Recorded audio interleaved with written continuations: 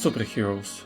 We all love superheroes. Despite the complete stagnation of the genre, we still like how they fight, how they land, and how they create their own costumes. But what if the source of the superhero powers was your recently destroyed hero suit? If you're Robert Downey Jr., you will simply create a new one. But if you're like this guy, well, you're really fucked. Welcome, Robert Robertson III, currently the controlling pilot of a Mecha Man. Well, he was, until he made one mistake. Revenge is a fool's game. And he got involved in this game because of one incident. You see, Shroud, the leader of villain organization Red Ring, and Robert have some disagreements, due to the fact that Shroud killed Rob's father. And now broken, without key components of his family suit, and the loss of his belonging to superheroes, he joined the ranks of He Is Like Me characters. But a woman comes from the sky, who wants to change his fate, so she offers him a job. SD and the company she works for will help restore all the parts of the suit, and make a man mecha again, if he works as dispatcher.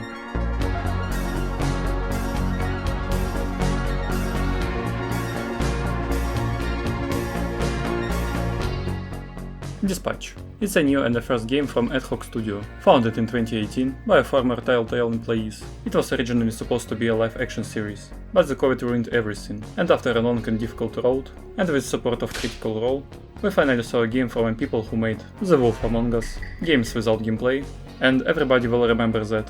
What is going on here anyway? As Robert, we start a career as a dispatcher, where we respond to calls from ordinary citizens. And after that, we decide which of the heroes we send to complete the mission. But here is the catch. Blonde Blazer, the woman who hired us, decided to be like Amanda Waller, but instead of threats and bombs in the neck, she wanted to turn former villains into real heroes, who still kill people from time to time. And the success of this experiment will depend on our choices. Wait, so it's interactive movie again? Yes, you're right, random viewer. But now, you can actually play the game, kinda. You have a roster of characters that you need to manage. Here you receive a request description, and then choose the right hero to complete the task. For example, if you need to convince someone, a charismatic character will be suitable. And if you need to deal with an object in air, a flying one will be your savior.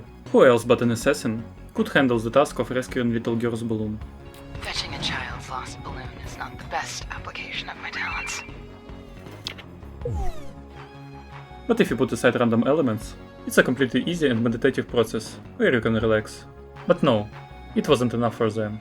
They are forcing us to play even more. Robert isn't just a hero, he is also a Hacker Man. He's the most powerful hacker of all time. Every now and then, you'll come across little puzzles, where you move in the form of a dice. They are also quite easy, so a couple of seconds will be enough for your brain. And still it will probably cut off half of Invisible fans. Oh yeah, the characters. We were introduced to a lot of cool and unique heroes. Superman, Flash, Man-Bat. Okay, so they're not really unique, but... Shh, don't tell anyone. Prism, Mr. Ponytail, Karlak. Oh, sorry, Mami. Sorry, Malevola. My goat, Waterboy! And the other members of the Phoenix program. Yes, they are former villains, but still compared to the Suicide Squad, they are actually sweet people. Besides this guy. He's just pathetic. But hey, at least he sings well. I'm a bitch, my name's Robert, such a bitch whose name is Robert. I'm a bitch, yeah, I'm a bitch. Good voice actors also help with perception. Aaron Paul, Jeffrey Wright, Matt Mercer, and... oh no, of all people. What are you gonna do about it, huh? Piss your pants? Piss in your little panties over there? Make a little wet spot? Make a little accident in your little britches, huh? So, it's an interactive movie after all. And how good is it? Well, almost okay. Look, I'm a David Cage enjoyer, and he has different approaches compared to the Telltale games. And the jokes about someone remembering something is justified, because the game essentially only has a few choices, and the rest has almost no effect. When I looked at other people's choices, I realized that in the end, it all comes down to the one thing. Also, unfortunately, quick-time events are optional, and their failures don't affect anything, and that's bad for my opinion, because you lose that feeling.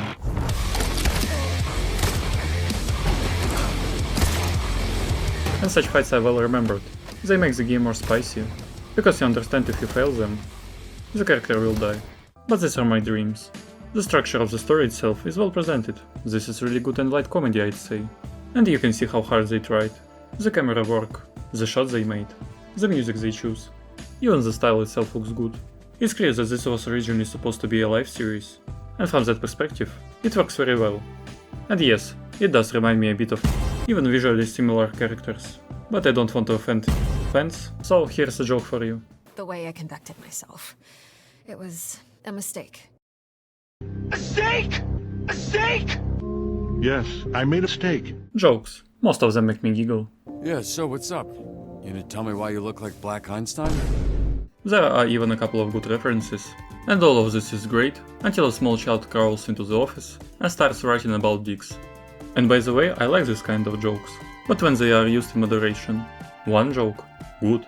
10, even better. 100, too much. And this is essentially noticeable when a big battle is happening and we are interrupted for this. Can you just put his dick away? Feels like the dignified thing to do. Dignified for who? Maybe the game wanted to show off its maturity, but sometimes you have to know when to stop. On the other side, they showed us boobs a couple of times. So okay, I forgive them. Oh yeah, speaking of boobs.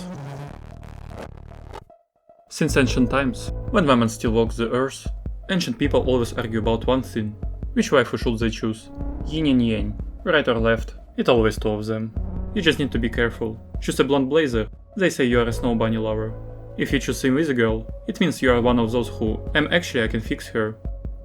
Decisions. So, who will it be, buddy? Huh?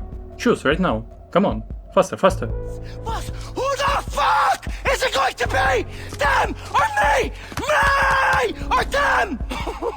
And you know, I agree. We all have to face it, and I make my choice. It's time for the moment you've been waiting for.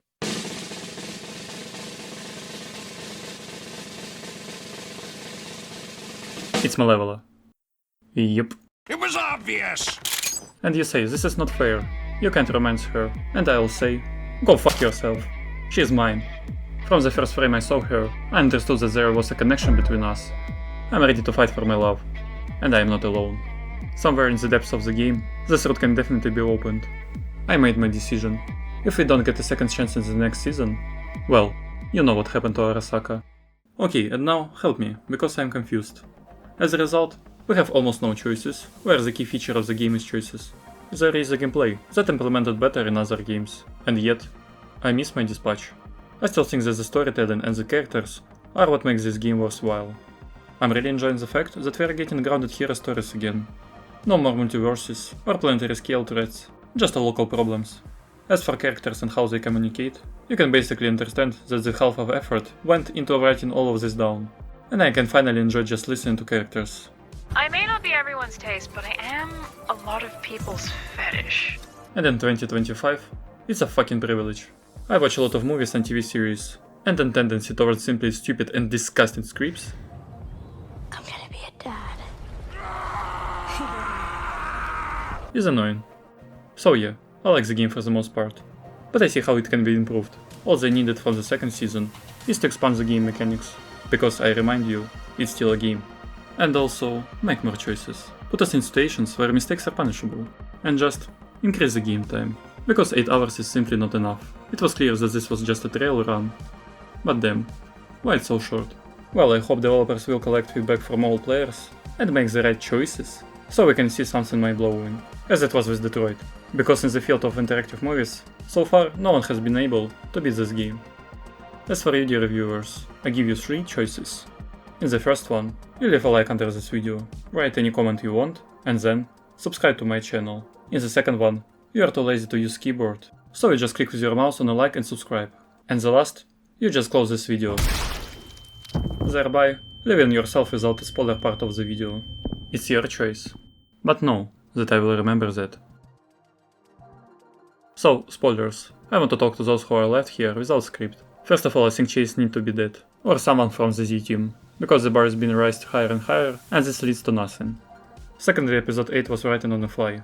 How he takes this dog, where he found it, and even so, at this point of the story, Trickster can be fast and can fly, so I don't see any threat from Shroud. And last, Invisible route. So, she worked for Shroud, then she came to SDN, so she betrayed Shroud, copy that. And after that she hid from Robert that she stole the Astra Pulse, and the Shroud doesn't have it either, so she doesn't work for anyone now. So at what point of the time did Shroud drag her to his side again?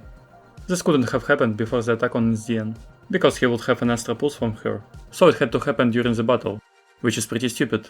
And even so, why does he trust her, if she betrayed him in past? Like, even I predicted that she will do the same to him. So yes, episode 8 was kinda weak. Anyway, thanks for watching, I hope we will have another season in a few years. And yes, I want my Malevola on the menu.